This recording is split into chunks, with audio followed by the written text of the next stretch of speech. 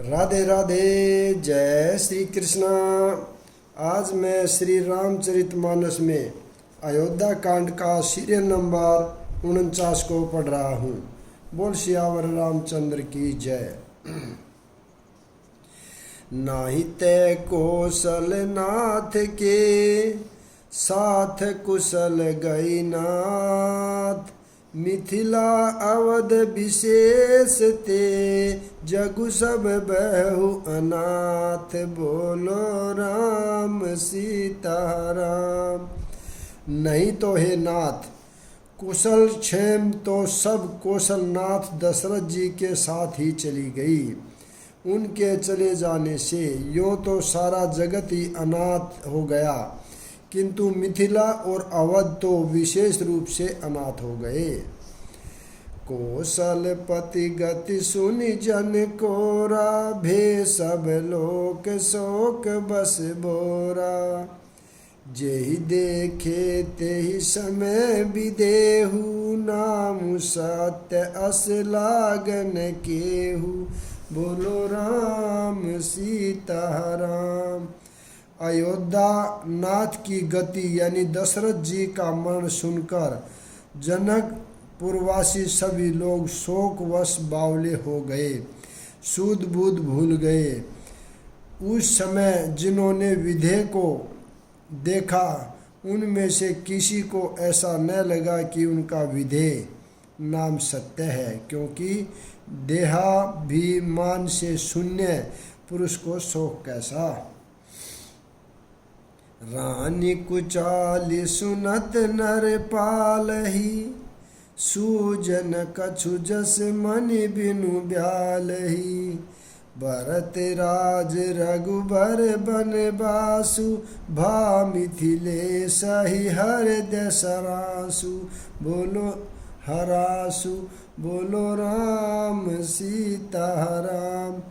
रानी की कुचाल सुनकर राजा जनक जी को कुछ सूझ न पड़ा। जैसे मणि के बिना सांप को नहीं सूझता। फिर भरत जी को राज्य और श्री रामचंद्र जी को बनवास सुनकर मिथिलेश्वर जनक जी के हृदय में बड़ा दुख हुआ। नृप बूझे बुध सचिव समाजु, कहु विचारि उचित का आजू। समुझ अवध असमंजस दोहु, चली है कि रही है न कह कछु कोहु। बोलो राम सीताराम। राजा ने विद्वानों और मंत्रियों के समाज से पूछा कि विचार कर कहिए आज क्या करना उचित है। अयोध्या की दशा समझकर और दोनों प्रकार से असमंजस जानकर चलिए या रहिए। किसी ने कुछ नहीं कहा। नरपहि धीर धरि हृदय विचारी, पठय अवध चतुर चरचारी। बूझि भरत सति भाव कुभाव, आयहु बेगिन होई लखाऊ। बोलो राम सीताराम। तब राजा ने धीरज धर हृदय में विचार कर 4 चतुर गुप्तचर अयोध्या को भेजे और उनमें से कह दिया कि तुम लोग श्री राम जी के प्रति भरत के सद्भाव यानी अच्छे भाव, प्रेम या दुर्भाव यानी बुरा भाव, विरोध का पता लगाकर जल्दी लौट आना, किसी को तुम्हारा पता न लगने पावे। गए अवध चर भरत गति, बूझ देखी कर तूती। चले चित्रकूटहि भरतु, 4 चले तेरहूती। बोलो राम सीताराम। गुप्तचर अवध को गए और भरत जी का ढंग जानकर और उनकी करनी देखकर जैसे ही भरत जी चित्रकूट को चले, वे तिरहुत यानी मिथिला को चल दिए। दूत न आई भरत कई करनी जनक सम। सुनि गुर परिजन सचिव महीपति भे सब सोच स्नेह विकल अति बोलो राम सीता राम। दूतों ने आकर राजा जनक जी की सभा में भरत जी की करनी का अपनी बुद्धि के अनुसार वर्णन किया। उसे सुनकर गुरु कुटुंबी मंत्री और राजा सभी सोच और स्नेह से अत्यंत व्याकुल हो गए। धरि धीरजु करि भरत बड़ाई लिए सुबठ साहनी बोलाई। धरपुर देश राखी रखवारे है गए रथ बहु जान सवारे बोलो राम सीता राम। फिर जनक जी ने धीरज धरकर और भरत जी की बड़ाई करके अच्छे योद्धाओं और साहनियों को बुलाया। घर नगर और देश में रक्षकों को रखकर घोड़े हाथी रथ आदि बहुत सी सवारियां सजवाई। दूधरि साधि चले तत्काला किए विश्राम न मग मही पाला। भोर ही आजु नहाई प्रयागा चले जमुन उतरन सबु लागा बोलो राम सीता राम। वे दुगड़िया मुहूर्त साध कर उसी समय चल पड़े। राजा ने रास्ते में कहीं विश्राम भी नहीं किया। आज ही सवेरे प्रयागराज में स्नान करके चले हैं। जब सब लोग यमुना जी उतरने लगे, खबर लेन हम पठे ना था। तिन कही अस महीनाय हुमा था। 7 की रात 6 सातक दीने मुनि बर तुरत विदा चर कीने बोलो राम सीता राम। तब हे नाथ हमें खबर लेने को भेजा। उन्होंने ऐसा कहकर पृथ्वी पर सिर नवाया। मुनि श्रेष्ठ वशिष्ठ जी ने कोई 6-7 भीलों को साथ देकर दूतों को तुरंत विदा कर दिया। सुनत जनक आगवनु सबू हर सेहु अवध समाजू।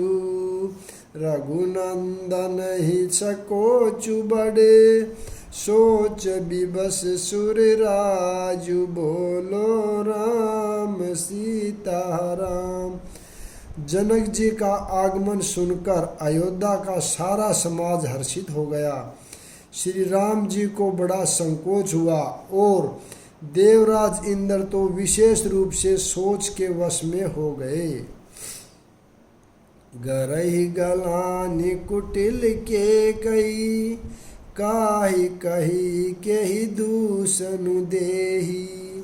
असमन आनि मुदित नर नारी बेहु बहोरी रहब दिन चारी बोलो राम सीता राम।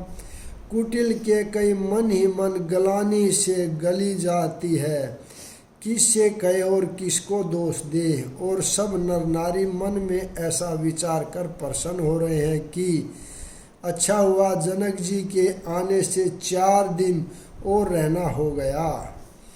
एहि प्रकार गत बासर सोहु प्रात नहान लाग सबु कोहु।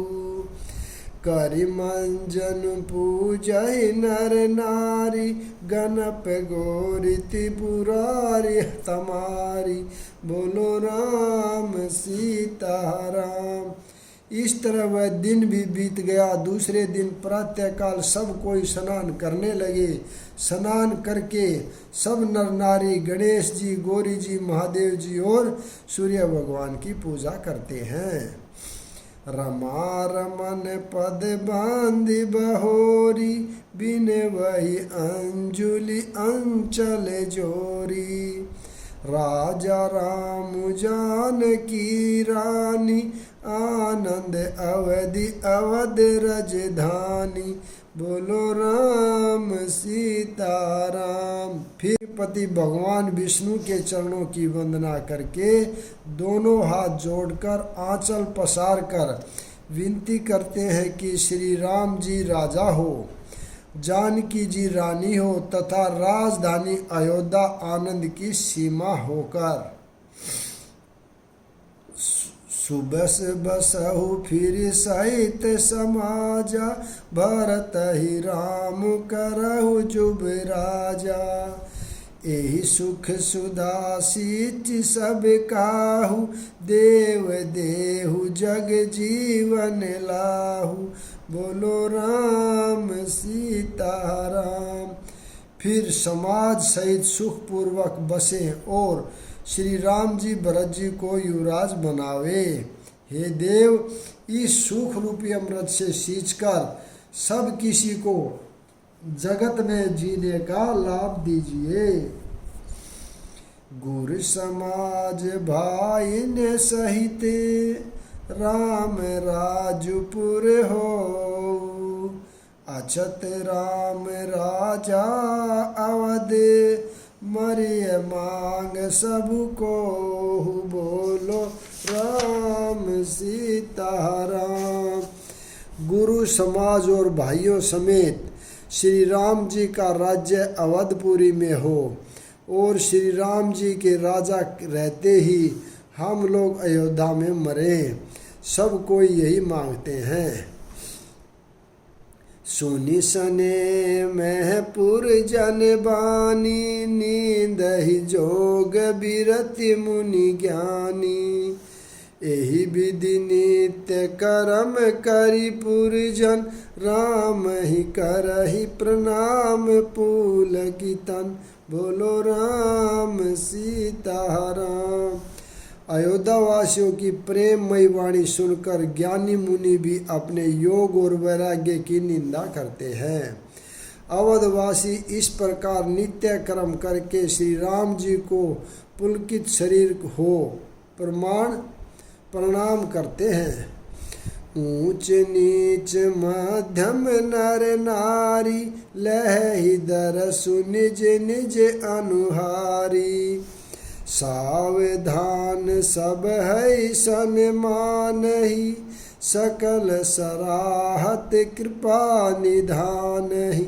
बोलो राम सीताराम।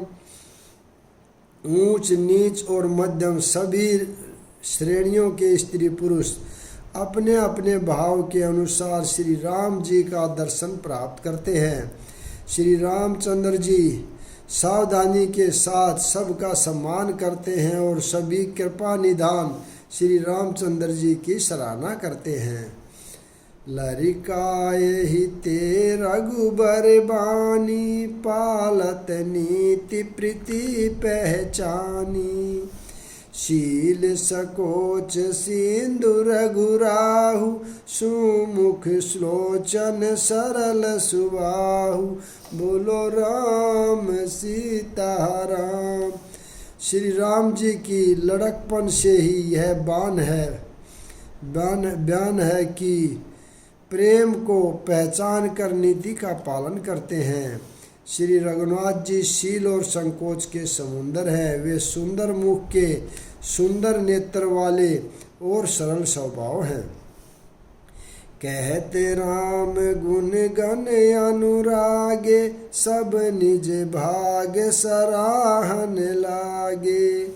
हम सम पुण्य पुंज जग थोरे, जिन्हि राम जानत करि मोरे। बोलो राम सीताराम।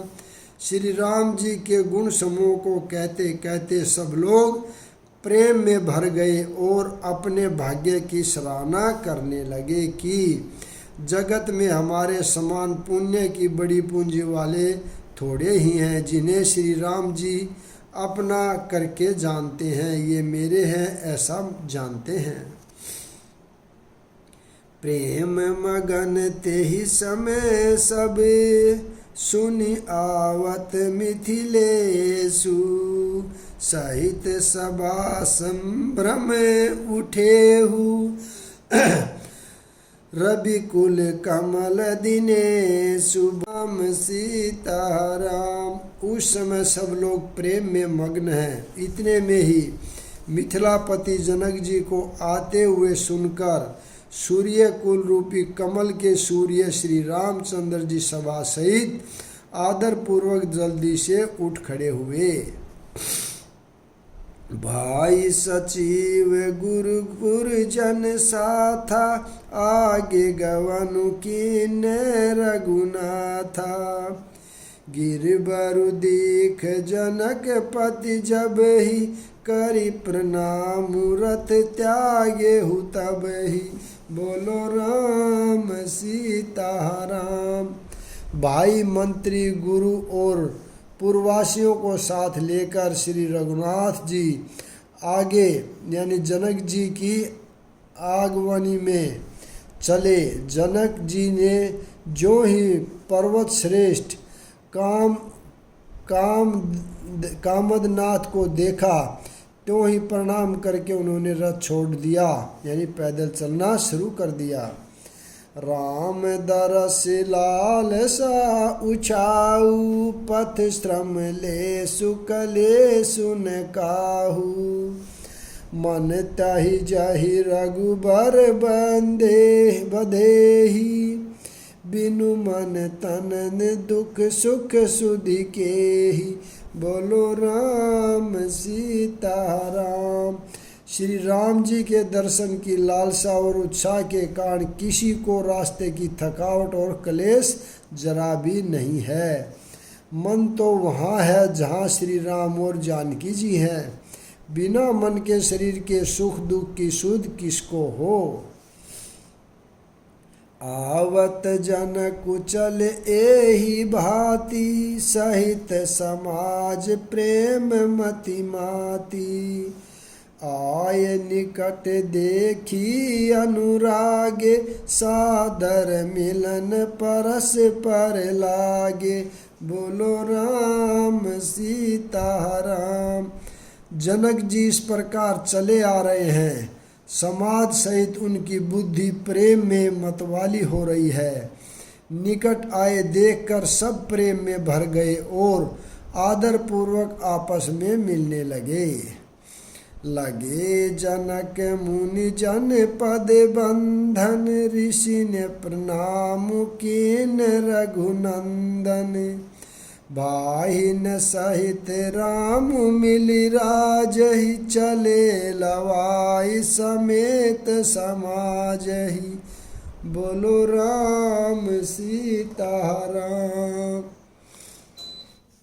जनक जी मुनियों के चरणों की वंदना करने लगे और श्री रामचंद्र जी ने ऋषियों को प्रणाम किया। फिर भाइयों सहित श्री राम जी राजा जनक जी से मिलकर उन्हें समाज सहित अपने आश्रम को लिवा चले।